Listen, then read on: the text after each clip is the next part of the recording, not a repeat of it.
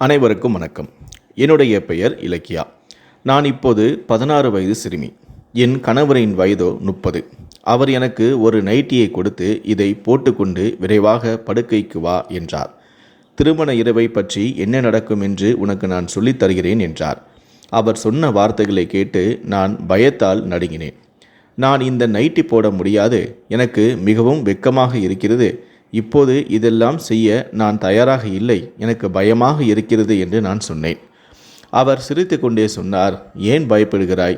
திருமணத்திற்கு பிறகு இவை அனைத்தும் நடக்காமல் என்ன செய்யும் என்றார். தயவு செய்து நான் இதை செய்ய முடியாது, எந்த விலை கொடுத்தும் நான் இந்த நைட்டியை போட மாட்டேன் என்றும் நான் சொன்னேன். சரி, நானே உனக்கு போடுகிறேன், நான் உன் கணவன், என்னிடம் ஏன் வெட்கப்படுகிறாய் என்று சொல்லி அவர் என் அருகே வந்தார். நான் கனமான சிவப்பு புடவையும் தலையில் துப்பட்டாவையும் அணிந்திருந்தேன். கண்களில் கண்ணீர் ஆறாக ஓடிக்கொண்டிருந்தது. ஒவ்வொரு மணமகளின் விதியிலும் இருக்கும் மகிழ்ச்சி என் கண்களில் இல்லை. நான் மௌனமாக அமர்ந்திருந்தேன். மெதுவாக மூச்சுவிடும் ஒலி மட்டும் எனக்கு கேட்டது. முகத்தில் முக்காடு, கைகளில் மெஹந்தி. இந்த தருணம் ஒவ்வொரு பெண்ணுக்கும் மிகவும் சிறப்பானது. ஆனால் எனக்கோ ஏன் ஒரு கெட்ட விதியாகவே தோன்றியது. மாதவன், இந்த பெயர் எனது குழந்தை பருவத்திலிருந்தே கேட்டு வந்தது. அவரது முகத்தை நான் எப்போதும் பார்த்து கொண்டே இருந்தேன். ஒரு சுயேட்சையான மனிதர், கோபம் விரைவாகவே வரும் குணம் கொண்டவர். அவரது முடிவுகள் கல்லில் எழுதிய வரிகளைப் போல உறுதியானவை. மாதவன் கோபம் விரைவிலேயே வரும், அவர் யாருடைய பேச்சையும் கேட்க மாட்டார் என்று நான் எப்போதும் கேட்டு வந்தேன். அவரால் முடிந்தால் உலகத்தையே தன்னுடைய கோபத்தின் நெருப்பில் சுற்றரிப்பார். இப்போது அந்த மனிதர் என் கணவராக இருக்கப் போகிறார். என் மனம் ஓடிவிட வேண்டும் என்று ஆசைப்பட்டது. ஆனால் ஓடினால் எங்கு செல்வது? என் விதி ஏற்கனவே எழுதப்பட்டு விட்டது. இன்றிரவு என் மீது முத்திரை குத்தப்பட உள்ளது. மாளிகை வண்ண வண்ண விளக்குகளால் அலங்கரிக்கப்பட்டிருந்தது. பெரியவர்கள், குழந்தைகள் அனைவருமே மகிழ்ச்சியில் இருந்தனர். மாதவன் ஒரு நாற்காலியில் அமர்ந்திருந்தார். ஒரு ராஜாவைப் போல தோற்றமளித்தார். அவரது கண்களில் வெற்றியின் கர்வம், உதடுகளில் புன்னகை. அவரது மகிழ்ச்சிக்கு அளவே இல்லை. அவரது நண்பர்கள் கேலி செய்தபோது அவர் சிரித்தார். இந்த சிறிய உயிருக்காக நான் 16 ஆண்டுகள் காத்திருந்தேன், இப்போது அவள் என்னுடையவள் என்றார். மாதவனின் கண்களில் என்னை பெற்ற மகிழ்ச்சி தெரிந்தது. ஒரு புதையல் கிடைத்தவரின் மகிழ்ச்சி. அவர் என்னை பல ஆண்டுகளாக பார்த்து கொண்டே இருந்தார். நான் எப்போது குறும்புத்தனமாக இருப்பேன்.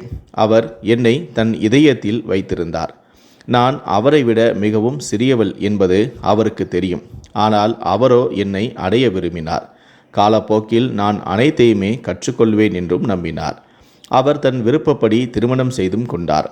ஆனால் நான் என் விதியை நினைத்து நொந்து கொண்டிருந்தேன். பண்டிதர் வந்துவிட்டார். மண்டபம் அலங்கரிக்கப்பட்டது. மண்டபத்தை சுற்றி அனைவருமே அமைதியாக அமர்ந்து மந்திரங்களை கேட்டனர். பண்டிதர் ஒவ்வொரு மந்திரத்தையும் ஓதும்போது என் இதய துடிப்பு வேகமாகியது. நான் மாதவனை மணக்க விரும்பவில்லை. ஆனால் பண்டிதர் மந்திரங்களால் திருமணத்தை நிறைவேற்றினார். அவர் என்னை 7 வாக்குறுதிகளை செய்ய வைத்தார். ஆனால் எனக்கு எங்கே உணர்வு இருந்தது? என் கண்ணீர் என் உதடுகளை நனைத்தது. என் உதடுகள் நடுங்கின. இதயம் யாரோ பிடித்து அழுத்துவது போல இருந்தது. நான் தலையை உயர்த்தி பார்த்தேன். சுற்றிலும் உள்ளவர்களின் முகங்களில் ஒரே மாதிரியான பாவம். முடிவு எடுக்கப்பட்டு விட்டது. இப்போது எங்கள் 7 சுற்றுகள் மட்டுமே மீதம் இருந்தன. என் அம்மா எதிரே அமர்ந்திருந்தார். கண்களில் கண்ணீர். என் மகளே, என் முட்டாள்தனத்தை மன்னித்துவிடு என்று சொல்வது போல இருந்தது. நான் தந்தையில்லாத குழந்தை. அதனால் எதுவும் பேச முடியவும் இல்லை. அழுகையால் எனக்கு விக்கல் எடுத்தது. நான் உடைந்து அழுதேன். என் மனம் கத்த விரும்பியது.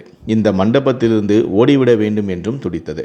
ஆனால் நான் என்னுடன் இல்லை. எங்கள் திருமணச் சுற்றுகள் தொடங்கின. நான் முக்காடின் பின்னால் என் உதடுகளை கடித்து கொண்டேன். கண்ணீர் என் கன்னங்களில் வழிந்து உதடுகளை நனைத்தது. இதயத்தை பிடித்து அழுத்துவது போல இருந்தது.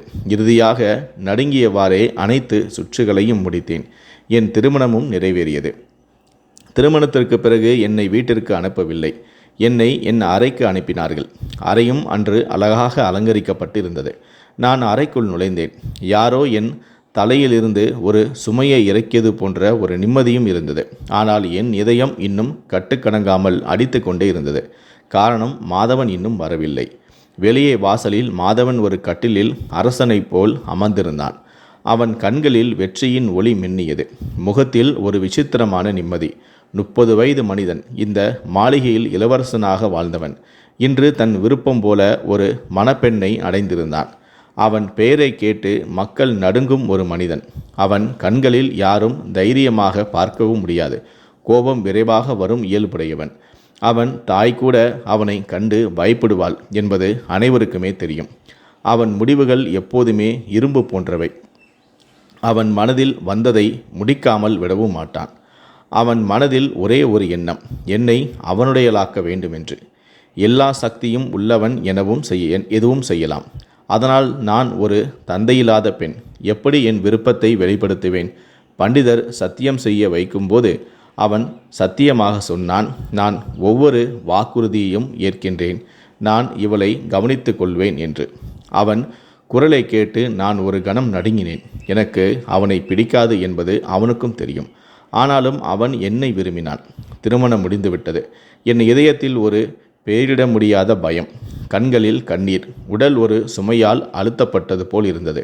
திருமணம் முடிந்துவிட்டது, முடிவானது. என் கண்ணீரை துடைக்கும் முன் கதவு திறந்தது. என் அம்மா அறைக்குள் நுழைந்தார். என் மகளே, நான் மிகவும் முட்டாள்தனமாக இருந்தேன். நான் இதை செய்திருக்கக்கூடாது. ஆனால் நான் செய்யாவிட்டால் அவன் உன் வாழ்க்கையே அளித்திருப்பான். நான் ஒரு முட்டாள். என்னை மன்னித்து விடு. என் குழந்தைக்கு இன்னும் முழு வயது ஆகவில்லை. நான் ஒரு விதவை. என்னால் என்ன செய்ய முடியும்? இந்த கிராமம் முழுவதும் அவர்கள் கையில்தான் உள்ளது. நம் உறவினர்கள் கூட அவர்களுக்கு எதிராக நிற்க முடியாது. உன்னை அவமானப்படுத்தியதை நான் பார்க்க முடியாது. மாதவனை தவிர வேறு யாரும் உன்னை மணமுடிக்க மாட்டார்கள். இந்த கிராமம் முழுவதும் உன் மீது அவனுக்குள்ள காதலை பற்றி அறியும். நான் அம்மாவின் கழுத்தில் கட்டிப்பிடித்து அழுதேன். என் துயரத்தை மறக்க விரும்பினேன். என் அம்மா முட்டாள்தனமாக இருந்தார் என்பது எனக்கு தெரியும். அதனால்தான் அவர் இந்த உறவை ஏற்றுக்கொண்டார். அப்போது மாதவனின் அம்மா அறைக்குள் நுழைந்தார். அவர் கைகளில் தங்க காப்புகளும் இருந்தன. அவர் நான் அழுது கொண்டிருக்கும் என்னை பார்த்து கேட்டார், ஏன் இவ்வளவு அழுகிறாய்? உன் திருமணம் கட்டாயப்படுத்தப்பட்டது போல் தெரிகிறது. எழுந்திரு என்று அன்பாக என்னை தொட்டார். என் முக்காட்டை எடுத்தார். என் மகனின் தேர்வுக்கு கண்படக்கூடாது, நீ மிகவும் அழகாக இருக்கிறாய் என்றார். மாதவனின் அம்மா அன்பை காட்ட வந்திருந்தார். ஆனால் அவரது வார்த்தைகள் என் இதயத்தில் குத்தின. பிறகு என் அம்மா கூறினார், என் குழந்தை இன்னும் சிறியவள். திருமணத்தின் அர்த்தம் அவளுக்கு புரியவில்லை. மாதவனிடம் சொல்லுங்கள். அவளிடம் கட்டாயப்படுத்த வேண்டாம். அவள் வயது சிறியது, இதை தாங்க முடியாது என்று. அப்போது மாதவனின் அம்மாவோ, திருமணம் முடிந்துவிட்டதே, இனி திருமணத்தின் அர்த்தத்தையும் புரிந்து கொள்ள வேண்டும். இதை பற்றி நீங்கள் கவலைப்பட வேண்டாம். என் மகன் ஒரு காட்டு மிராண்டி அல்ல. அவன் அவளை கட்டாயப்படுத்த மாட்டான். இந்த பெண் என் மகனின் தேர்வு. அவன் விருப்பப்படி செய்யலாம். அது அவனுடைய விருப்பம். இதில் நீங்கள் தலையிட வேண்டியது இல்லை. மகளே, இனி உன் கணவனை மகிழ்விப்பது உன்னுடைய பொறுப்பு என்றார். சிறு வயது என்பதை காரணம் காட்ட முடியாது. பெண்கள் 14 வயதிலேயே முதிர்ச்சி அடைந்து விடுகிறார்கள். நீ இப்போது 16 வயது. கணவனை எப்படி மகிழ்விப்பது என்று உனக்கு தெரிந்திருக்க வேண்டும். உனக்கு திருமணமாகிவிட்டது. விடைபெற 2 வருடங்கள் இருக்கின்றன. உன் அம்மாவிடம் கற்றுக்கொண்டு வா, கணவனை எப்படி மகிழ்விப்பது என்று என கூறினார். மாதவனின் அம்மாவின் வார்த்தைகள் என் இதயத்தில் அம்புகளாக பாய்ந்தன. நான் எதுவும் பதிலளிக்க முடியவில்லை. அவர்கள் 30 வயது மகனுக்கு என்னை மணமுடித்துவிட்டு இப்போது கணவனை எப்படி மகிழ்விப்பது என்று புத்திமதி கூறுகிறார்கள். நான் இளமையாகவும் அழகாகவும் இருந்தேன். அவர்களின் அடுத்த வார்த்தைகளை கேட்டு நான் மறத்து போனேன். என் மகன் உன்னை பார்க்க விரும்புகிறான். கவனமாக கேள். என் மகனுக்கு எப்போதுமே புகார் செய்ய காரணம் கொடுக்காதே. இல்லையென்றால் அவன் எப்படி இருப்பான் என்பது உனக்கே தெரியும். அவர்களின் கடுமையான வார்த்தைகள் என் இதயத்தை வலிக்கச் செய்தன. மாதவன் என்னை பார்க்க வரப்போகிறான். பயத்தால் என் இதயம் துடிப்பு வேகமாகியது. என் அம்மா மௌனமாக அறையை விட்டு வெளியேறினார். என் அத்தையும் வெளியே சென்றார். நான் படுக்கையின் மூலையில் சாய்ந்து விரல்களை கட்டிக்கொண்டு அமர்ந்திருந்தேன். கதவு திறந்தது. மாதவன் உள்ளே நுழைந்தான். அவன் வரும்போது என் கைகள் நடுங்கின. அவன் அன்பாக என்னை அழைத்தான். என் அருகிலும் அமர்ந்தான். உன்னை இப்போதே என் வீட்டுக்கு அழைத்து செல்ல மனம் போடுகிறது. ஆனால் நான் 16 வருடங்கள் காத்திருக்கின்றேன். இன்னும் 2 வருடங்கள் என்ன ஆகிவிடும் என்றான். நான் மௌனமாக அவன் பேச்சை கேட்டு கொண்டிருந்தேன். அவன் பையிலிருந்து ஒரு பரிசை எடுத்து என் கையில் கொடுத்தான். இது இது பயன்படுத்துவதற்கானது என்று சொல்லி அவன் என் பக்கத்தில் அமர்ந்தான். என் மூச்சு தடைப்பட்டது. நான் நடுங்கினேன். பிறகு அவனது செயல் என்னை மறத்து போக வைத்தது. நான் நடுங்கினேன். அவன் கூறினான், ஏன் இவ்வளவு பயப்படுகிறாய்? நாம் இப்போது தம்பதிகள். உன்மீது எனக்கு முழு உரிமையும் உள்ளது. பயப்பட வேண்டாம். இந்த திருமணம் எனக்கு எவ்வளவு முக்கியம் தெரியுமா? 16 வருடங்கள் உனக்காக நான் காத்திருந்தேன், உன்னை பெறவே. எல்லோரும் என்னை திருமணம் செய்து கொள்ள சொன்னார்கள். ஆனால் நான் உன்னை காதலித்தேன். உன்னுடன் வாழ விரும்பினேன். நீ மிகவும் சிறியவளாக இருந்தாய். நான் எல்லோரிடமும் சொன்னேன், அவள் கொஞ்சம் வளரட்டும் என்று. இப்போது நீ என் பெயரால் அழைக்கப்படுபவள் என்று அவன் சொன்னபோது என் கண்களில் கண்ணீர் துளித்தது. ஆனால் நான் எதுவும் பேசவில்லை. அதிர்ச்சியுடன் அவன் பேச்சை கேட்டு கொண்டிருந்தேன். மாதவனின் வார்த்தைகள் எனக்கு ஆறுதல் அளிக்கவில்லை, மாறாக ஒரு புதிய வழியைதான் தந்தன. அவன் இன்னும் நெருக்கமாக வந்தான். எப்போதும் நினைவில் வைத்துக்கொள், நீ எனக்கு மிகவும் முக்கியமானவள். விரைவில் உன்னை என் வீட்டின் ராணியாக ஆக்குவேன். இந்த 2 வருடங்கள் எனக்கு ஒரு சித்திரவதை போன்றவை. ஆனால் நீ படிப்படியாக எல்லாவற்றையும் புரிந்து கொள்வாய் என்றார். என் மனம் கத்த விரும்பியது. நான் இதற்கு தயாராக இல்லை என்று. இந்த திருமணம் என் விருப்பத்திற்கு எதிரானது. ஆனால் அவன் முன் நான் வெடிக்கவில்லை. அவன் கண்களில் விழிக்கக்கூட தைரியமில்லை. நான் மௌனமாகிவிட்டேன். மாதவன் ஒரு கணம் என் மௌனத்தை பார்த்தான். பிறகு திடீரென முன்னேறினான். நான் தள்ளிவிட முயன்றேன். ஆனால் அவனுடைய பிடி இரும்பு போன்றது. அவன் மீண்டும் என் நெற்றியில் ஆழமான முத்தமிட்டான். என் மூச்சு தடைப்பட்டது. என் இதய துடிப்பு காதில் ஒலித்தது. அதிர்ச்சியால் என் கண்கள் விரிந்தன. உடல் கல்லாய் உறைந்தது. மாதவன் சிரித்துக்கொண்டு பின்வாங்கினான். இப்போதைக்கு இதுவே போதும் என்று குறும்புத்தனமாக சொல்லி கதவை நோக்கி நடந்தான். விரைவில் மீண்டும் சந்திப்போம் ராணி, பிரிவுடன் இரு என்றான். நான் அப்படியே உறைந்து உட்கார்ந்திருந்தேன். கையில் அவன் கொடுத்த பரிசு பெட்டி இருந்தது. ஆனால் அவன் உதடுகளில் தடம் என் இதயத்தில் எண்ணற்ற கேள்விகளையும் எழுப்பியது. எப்படி தப்பிப்பேன்? அவனுக்கு ஏன் புரியவில்லை நான் இதற்கு தயாராக இல்லை என்று? இப்போது நான் என் தாய் வீட்டில் 2 வருடங்களுக்கான விருந்தாளி. 2 வருடங்களுக்கு பிறகு விடை பெற வேண்டும். இந்த எண்ணம் என் இதயத்தை அடைந்தது. இந்த திருமணம் என் விருப்பத்திற்கு எதிரானது. அந்த அந்நியனுடன் எப்படி வாழ்வேன்? இதை நினைத்தால் கைகள் எல்லாமே குளிர்ந்து விட்டன. மாதவன் அனைவரிடமும் மணப்பெண்ணை பார்க்க விரும்பினால் அறைக்குள் வந்து பாருங்கள் என்று சொல்லியிருந்ததால் நான் அறையிலேயே இருந்தேன்.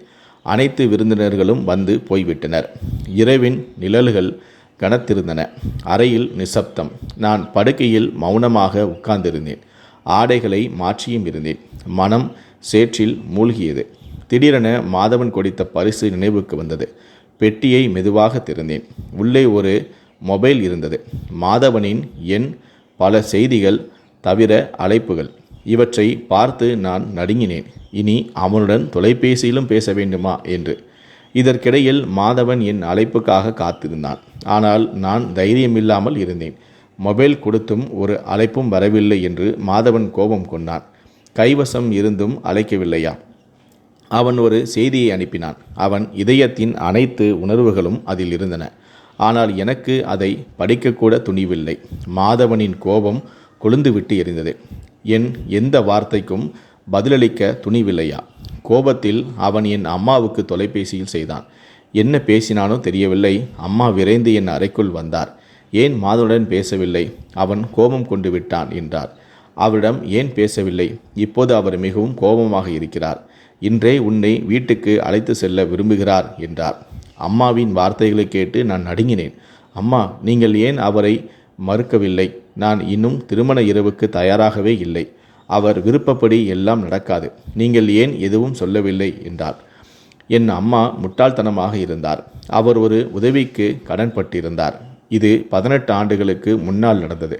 என் தாத்தா மற்றும் அப்பா மாதவனின் வயலில் வேலை செய்தார்கள். மாதவன் ஒரு பணக்கார ஜமீன்தார். மாதவனின் அப்பா என் தாத்தாவை மிகவும் மதித்தார். வயல்களில் பாதியை என் தாத்தா மற்றும் அப்பா நிர்வகித்தனர். அப்போது மாதவன் 12 வயதுடையவன். என் அம்மா அப்பா திருமணத்திற்கு 2 வருடங்களுக்கு பிறகு நான் பிறந்தேன். மாதவன் 14 வயதாக இருந்தபோது நான் ஒரு அழகான குழந்தையாக இருந்தேன். மாதவன் என்னை தன் மடியில் வைத்து ஊட்டினான். கிராமத்தில் அனைவருமே என்னை வளர்த்தனர். நான் ஒரு ஆங்கில பொம்மை போல இருந்தேன். ஒரு நாள் என் தாத்தா இறந்தார். எல்லோரும் எங்கள் வீட்டிற்கு வந்தனர். அவரது 13வது நாளில் மாதவனின் குடும்பம் பெரும் செலவு செய்தது. அன்றே என் திருமணமும் நிச்சயமானது. நான் வெறும் 2 வயது குழந்தை. மாதவன் என்னை நாள் முழுவதும் கவனித்து கொண்டிருந்தான். என் அம்மா இதை விரும்பவில்லை. ஆனால் என் அப்பா மிகவும் மகிழ்ச்சியடைந்தார். என் ஒரே மகள் அந்த மாளிகையின் ராணியாக போகிறாள் என்று. என் அம்மா அப்பாவுடன் சண்டையிட்டார். நான் என் மகளுக்கு இன்னும் படிப்பு கற்றுக் கொடுப்பேன், 18 வயது ஆகும் வரை காத்திருப்போம் என்றார். ஆனால் என் அப்பா உறுதியாக இருந்தார். மாதவன் மற்றும் அவரது குடும்பத்தை மறுக்க எங்களுக்கு தைரியம் இல்லை. நாங்கள் அவர்களின் வேலைக்காரர்கள். அவர்கள் எங்களுக்கு இவ்வளவு தயவு காட்டியுள்ளனர். இதை மகிழ்ச்சியுடன் ஏற்றுக்கொள்ள வேண்டும் என்றார். என் அம்மாவுக்கு இது பிடிக்கவில்லை. மாதவன் என்னை விட 14 வயது மூத்தவன். ஆனால் மாதவன் மற்றும் அவனது குடும்பம் என்னை மிகவும் நேசித்தனர். நான் ஒரு ராணியைப் போல வளர்க்கப்பட்டேன். நான் படித்து கொண்டிருந்தேன். 10வது வகுப்பில் இருந்தபோது என் திருமணம் நடந்தது. என் அம்மா மிகவும் முட்டாள்தனமாக இருந்தார். என் அப்பாவும் விரைவில் இறந்து விட்டார். அவருக்கு மூளை புற்றுநோய் இருந்தது. தலையில் எப்போதுமே வலி. நாங்கள் இதை சாதாரணமாக நினைத்தோம். வலி அதிகமான போது மாதவன் மற்றும் அவரது தந்தை என் அப்பாவை நகரத்திற்கு அழைத்துச் சென்றனர். பரிசோதனையில் புற்றுநோய் முழு தலையிலும் பரவியிருப்பது தெரிந்தது. கடைசி நிலை, அவரை காப்பாற்ற முடியாது என்று சொல்லிவிட்டார்கள். மருத்துவமனையில் என் அப்பா மாதவன் மற்றும் அவனது தந்தையிடம் வாக்குறுதி அளித்தார். இலக்கியாவை உங்கள் மணப்பெண்ணாக ஆக்கிக் கொள்ளுங்கள். வீடு திரும்பிய போது என் அப்பா யாரையும் அடையாளம் காணவில்லை. எல்லாவற்றையும் மறந்துவிட்டார். அம்மாவால் என்ன செய்ய முடியும்? நாங்கள் இருவருமே தனியாகிவிட்டோம். அவர் முட்டாள்தனமாக இருந்தார். என் அப்பாவின் இறுதி சடங்குகளுக்கான செலவை மாதவன் மற்றும் அவனது குடும்பம்தான் ஏற்றுக்கொண்டது. இந்த முட்டாள்தனத்தில் அம்மா மாதவனின் குடும்பத்தை மறுக்க தைரியம் செய்யவில்லை. எனவே என் திருமணமும் நடந்தது. மாதவன் என்னை சிறுவயது முதலேயே நேசித்தான். இதில் எந்த சந்தேகமும் இல்லை. நான் 16 வயதாக இருக்கும்போது அந்த மாளிகையின் ராணியானேன். எனவே என் அம்மா முட்டாள்தனமாக இருந்தார். அவர் எதையும் எதிர்க்க விரும்பவும் இல்லை. நான் அழ ஆரம்பித்தேன். அம்மா, நான் போக மாட்டேன். நான் இன்னும் தயாராக இல்லை.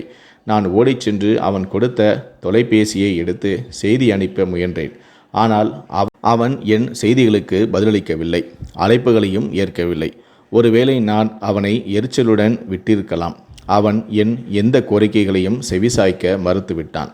இதற்கிடையில் மாதவனின் அம்மா அவனை அமைதிப்படுத்த முயன்றாள். மருமகள் இன்னும் சிறியவள், பயந்து நடுங்குகிறாள். திருமணத்தின் அர்த்தம் அவளுக்கு புரியவில்லை. உன் உடலை சமாளிக்க அவளால் முடியாது. நீ சில நாட்கள் தூரத்தில் இருந்தாக வேண்டும். அவள் புரிந்து கொள்ளட்டும். அவள் இன்னும் ஒரு குழந்தைதானே. படிப்படியாக அவள் தாய் புரிய வைப்பாள். உனக்கு தகுந்தவளாக மாற்றுவாள். இப்போது அவளால் உன்னை சமாளிக்க முடியாது என்றும் கூறினார். மாதவன் கோபத்துடன் பதிலளித்தான். அம்மா, நான் 16 வருடங்கள் காத்திருக்கின்றேன் அவள் வளர்ந்து விடுவதற்காக. இப்போது 1 மணி நேரம் கூட காத்திருக்க முடியாது. எனக்கு எதுவும் தெரியாது. நான் முடிவு செய்துவிட்டேன். இப்போதே அவளை வீட்டுக்கு அழைத்துச் செல்கிறேன். திருமணம் என்றால் என்ன என்பதை நானே புரிய வைக்கிறேன். எல்லா விருந்தினர்களையும் மீண்டும் அழைக்கவும். இலக்கியாவை மீண்டும் மணப்பெண்ணாக ஆக்குங்கள். நான் என் மணப்பெண்ணை இந்த ஆடைகளில் வீட்டுக்கு அழைத்து செல்ல மாட்டேன். சிறப்பாக விடைபெறச் செய்து வருவேன் என்றான். மாதவனின் அம்மா பலமுறை சமாதானப்படுத்த முயன்றாள். ஆனால் மாதவனோ கேட்கும் நிலையில் இல்லை. அவன் சொல்வது கல்லில் எழுதிய வரியாக இருந்தது. விரைவில் அனைத்து விருந்தினர்களும் மீண்டும் அழைக்கப்பட்டனர். ஒரு பிரம்மாண்டமான விடைபெறும் விருந்து ஏற்பாடும் செய்யப்பட்டது. இதற்கிடையில் இலக்கியா மற்றும் அவருடைய தாய் கலங்கமாக இருந்தனர். அம்மா, நான் இப்போது மாதவனுடன் செல்ல விரும்பவில்லை. எனக்கு பயமாக இருக்கிறது என்று இலக்கியா அழுது கொண்டு இருந்தாள். அவள் தாய் ஆறுதலும் கூறினாள். இந்த முடிவை நீ ஏற்கத்தான் வேண்டும். இனி உனக்கு வேறு வழியே இல்லை. நீ மாதவனுடன் செல்லதான் வேண்டும் என்றார். இலக்கியா அழுது கொண்டே இருந்தாள். மாதவனை நினைத்தாலே அவள் இதயம் வேகமாக அடித்து கொள்ளும். திருமணம் என்றால் என்ன என்று அவளுக்கு புரியவில்லை. எப்படி அவளை மகிழ்விப்பது? அவளுக்கு வயது வெறும் 16 தான். அவனோ 30 வயது மனிதன். அவனுடைய உணர்ச்சிகளை எப்படி அடக்குவது? அவளுக்கு எதுவும் புரியவில்லை. விரைவில் அவளை மீண்டும் மணப்பெண்ணாக அலங்கரித்தனர். அவளுடைய எல்லா முயற்சிகளும் வீணாக. மாதவன் விருந்தினர்களுடன் வந்து அவளை அழைத்துச் சென்றான். மாதவனின் அறை அழகாக அலங்கரிக்கப்பட்டு இருந்தது. அங்குள்ள ஒவ்வொரு பொருட்களுமே விலை உயர்ந்ததாக இருந்தது. பூக்களின் நறுமணம் காற்றில் கலந்திருந்தது. இலக்கியா பயந்து நடுங்கியபடியே அங்கு அமர்ந்திருந்தாள். சிறிது நேரத்திலேயே மாதவன் அறைக்குள் நுழைந்தான். அவன் வரும்போதே அவள் இதயம் வேகமாக அடித்து கொள்ளத் தொடங்கியது. கைகள் நடுங்கின. அவன் மெதுவாக அவளை நெருங்கினான். இனி ஒரு நிமிடமும் தாமதிக்க முடியாது. 16 வருடங்கள் இந்த அறைக்குள் உன்னை அடைய காத்திருந்தேன். நீயோ என்னை எரிச்சல் படுத்துகிறாய். இனி உன் ஒரு சிறிய பிடிவாதம் கூட தாங்க முடியாது. நீ என் உரிமை. உன் பெயர் என்னுடன் இணைந்து விட்டது. இனி நீ என்னை மகிழ்விப்பதே உன்னுடைய கடமை. அவன் வார்த்தைகள் அவளை மேலும் பயத்தில் ஆழ்த்தின. திக்கி திணறியபடியே அவள் கூறினாள், மாதவ், நான் இதற்கு தயாராக இல்லை. இதை பற்றி ஒன்றும் தெரியாது. திருமண பொறுப்புகளில் சிக்க விரும்பவில்லை. திருமண ராத்திரி என்றாலே என்னவென்றே தெரியாது. எப்படி உங்களை நான் மகிழ்விப்பது? என் நிலைமை புரிந்து கொள்ள முயற்சி செய்யுங்கள் என்றேன். நான் இப்போது உங்களுடன் இந்த உறவை தொடர முடியாது என்றேன். அவன் குறுக்கிட்டான். போதும், இனி உன் நாடகங்கள் எதுவும் ஏற்க மாட்டேன். எழுந்திரு. இந்த நைட்டியை போட்டு கொண்டு வா. உன் வீண் பேச்சில் ஒரு நிமிடம் கூட வீணடிக்க நான் மாட்டேன் என்றான். நான் அழ ஆரம்பித்தேன். அந்த நைட்டியை பார்த்ததும் என் கைகால்கள் நடுங்கின. எழுந்திரு, சீக்கிரம் போட்டு கொண்டு வா. இன்று நான் உனக்கு கடுமையான தண்டனை கொடுப்பேன். என்னிடம் இவ்வளவு தைரியமா? எத்தனை மெசேஜ் கால் செய்தும் நீ ஒரு பதில் கூட அளிக்கவில்லை. அவன் பேச்சை கேட்டு நான் நடுங்கினேன். தயவு செய்து இதை நான் போட முடியாது. எனக்கு மிகவும் வெட்கமாக இருக்கிறது. அவன் சிரித்தான். பரவாயில்லை, நானே போட்டு விடுகிறேன். நான் உன் கணவன் என்றான். நான் பயந்தே போனேன். நான் தானாக கலற்றுவதற்கு முன் மாதவன் என்னை நெருங்கினான். நான் ஏற்கனவே பயந்து நடுங்கிக் கொண்டிருந்தேன். அவன் என்னுடன் சுயம்பர ராத்திரி கொண்டாட முயன்றபோது நான் மயங்கி விழுந்தேன். எனக்கு உணர்வு வந்தபோது என் அத்தையின் அறையில் நான் இருந்தேன். மெதுவாக கண்களை திறந்தேன். என் அத்தை என் அருகில் இருந்தார். அவர் கூறினார், நீ பயப்பட வேண்டாம். இனி நீ விரும்பாதவரை மாதவன் உன்னை அணுக மாட்டான். நீ என் அறையில் தங்கலாம் என்றார். இதை கேட்டு நான் நிம்மதியடைந்தேன். அந்த இரவுக்கு பிறகு மாதவனை அந்த மாளிகையில் காணவில்லை. அவன் மிகவும் வெட்கப்பட்டு கொண்டிருக்கலாம். வீட்டில் உள்ளவர்கள் அவனை கேலி செய்தார்கள். அந்த வெட்கத்தால் அவன் மாளிகையை விட்டு வெளியேறியிருக்கலாம். அந்த இரவு பற்றிய நினைவுகள் என்னை இன்னும் பயமாக்கின. ஆனால் நான் என்ன செய்ய முடியும்? நான் சிறு வயதானவள். அந்த இரவு பற்றிய நினைவுகள் என்னை இன்னும் பயமாக்கின. ஆனால் நான் என்ன செய்ய முடியும்? நான் சிறு வயதானவள். இந்த விஷயங்களில் பயந்துதான் போனேன். இப்படி பல நாட்கள் கடந்தன. 2 மாதங்களாகியும் மாதவனின் முகம் தெரியவில்லை. நான் கவலைப்பட்டேன். இப்போது என் இதயத்தில் மாதவனுக்காக ஒரு சிறிய அக்கறையும் ஏற்பட்டது. கணவன் இல்லாத வாழ்க்கை முழுமையற்றது என்பது எனக்கு புரிந்தது. இவ்வளவு அன்பாக நேசித்த கணவனை நான் இழக்க விரும்பவில்லை. ஆம், திருமண இரவுகளில் எனக்கு பயம் இருந்தது. ஆனால் இப்போது தைரியம் வந்துவிட்டது. நான் மாதவனை சந்திக்க விரும்பினேன். அவனுடன் பேச விரும்பினேன். அவன் தகுதியுள்ள அனைத்தையுமே கொடுக்க விரும்பினேன். என் பயத்தை விரட்டி அடித்தேன். மாதவனை விட நான் அதிகமாக அவமானத்தை சந்தித்தேன். எல்லோரும் என்னை கேலி செய்தார்கள். உன் பிறப்பிலிருந்து 16 வயது வரை அவன் உனக்காக காத்திருந்தான். அவன் விரும்பியிருந்தால் உன்னை போல பல பெண்களை மணந்திருப்பான். ஆனால் அவன் உன்னை மட்டுமே நேசித்தான். அந்த இரவு அவன் அன்பு கொஞ்சம் அதிகமாகிவிட்டது. அதனால்தான் நீ மயங்கி போனாய். இதை கேட்டு எனக்கு வெட்கமாகவும் இருந்தது. ஆனால் மாதவனின் முகம் தெரியவில்லை. என் அத்தையிடம் இதை பற்றி கேட்க வெட்கப்பட்டேன். ஒரு நாள் அவரது மொபைலை ரகசியமாக எடுத்து மாதவனுக்கு கால் செய்தேன். அவன் குரலை கேட்டதும் நான் மௌனமாகினேன். என் தொண்டையிலிருந்து ஒலி வரவில்லை. பயத்தில் ஃபோனை வைத்துவிட்டேன். இறுதியாக வெட்கத்துடன் அத்தையிடம் பேசினேன். மாதவனை மாளிகைக்கு அழைக்கவும். நான் அவனது மணப்பெண்ணாக அவன் மார்பில் சாய விரும்புகிறேன். அவனை முழுமையாக நான் சந்திக்க தயாராக இருக்கிறேன் என்றேன். அத்தை மகிழ்ச்சி அடைந்தார். மாதவனுக்கு ஃபோன் செய்தார். அவனும் மகிழ்ச்சி அடைந்திருக்க வேண்டும். இப்போது நான் முழு தைரியத்துடன் அவன் அறையில் காத்திருந்தேன். இரவு 2 மணி. மாதவன் அறைக்குள் நுழைந்தான்.